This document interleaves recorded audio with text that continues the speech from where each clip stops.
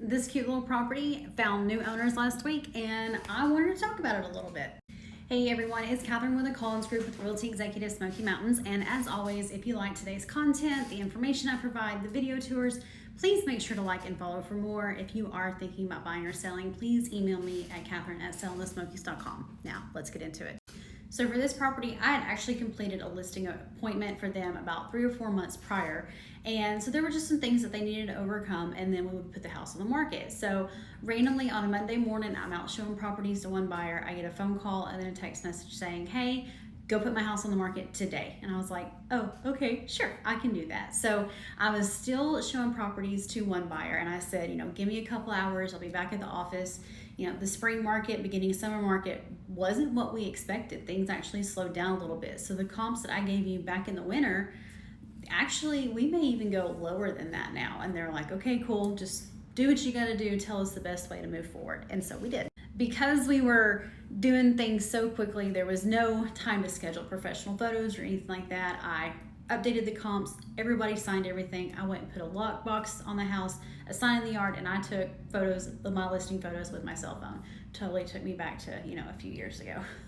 But just within a couple of days, we had multiple showings, and by 48 hours, we had 10 different offers to go through. So I wrote everything out, did like a seller's net sheet so they could kind of see what their bottom line would be and things like that. And then I presented each offer individually to the sellers, and they made their determination of what was the best offer for them, and they accepted an offer.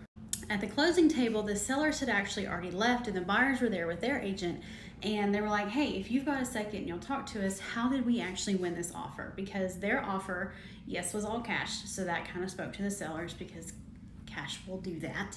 They actually came in a little under asking price, and they were like, we'll never get this home, but they did. And the biggest reason why they got that is because they gave us the offer with the straightest, flattest line to get to the finish line. They gave us the offer with the least amount of contingencies. Were there other offers that provided the sellers with more money? Absolutely. There was even one offer that they offered so much over asking price, I was honestly not sure that even if we accepted their contingencies, that the home would even appraise. So that just takes longer. That's more money for the buyers and things like that. And the seller's situation was they just wanted it done. They wanted it over with. They wanted to move on with the next chapter of their lives. So I say all of that to say this: multiple offer situations are hard. Do I like when agents call me and they're like, so here's a little backstory of my buyers? No, that pulls at my heartstrings, which is exactly what they're wanting to do, but I can't relay that. And I'm not making the decision for my sellers. I'm not. I'm just, here are the facts. Here's the math. Hopefully the math is mathing right, but here's the math. Here is what each one's gonna close, how many obstacles or hurdles or hoops we potentially have to jump through with each offer, and then the sellers then decide what is best for them. So ultimately, yes, they chose an offer that was least amount of contingencies, the least amount of risk, with a lower asking price. So sometimes going over isn't it. Sometimes it is all about the contingencies. Now, total disclaimer, if I have a first-time home buyer, especially a first-time home buyer, or I've got a buyer, I will never, ever, ever tell you to waive your home inspection. That is your right, but that is also your right to decide. If you want to, go for it. I will fill out the paperwork correctly.